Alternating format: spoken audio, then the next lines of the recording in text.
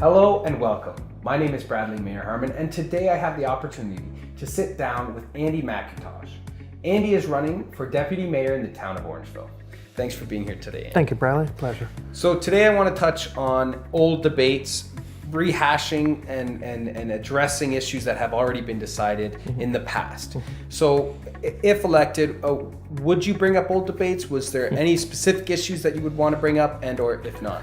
One of the issues that I won't necessarily bring up, but is going to come back up, obviously, is the OPS-OPP debate. That was never really settled. In my opinion, it was done wrong from the get-go. The costing, the service level was all done in-house. It became very political. There was a lot of fighting. Minds were made up before we ever found out what the savings would be. And then we find out, oh, the savings are going to be $4.5 million. And then we get arguments from some people that's not true. So the public is completely lost as to which way we need to go. Will we still get the same level of service? Will we really save $4.5 million? My proposal, should it wish to be brought up again, and I will support it, is to bring an outside consultant in, just like the town of Midland did.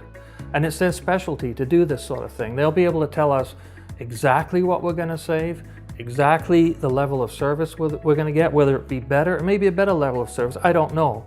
But I want to hear from the experts. And unfortunately, I do respect town staff, but they're not the experts in this area.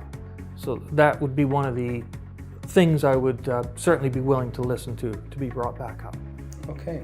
Well, thanks again for addressing this issue. And certainly if you'd like to see more about what Andy has to say, please do take a look at the links below. And thanks for watching.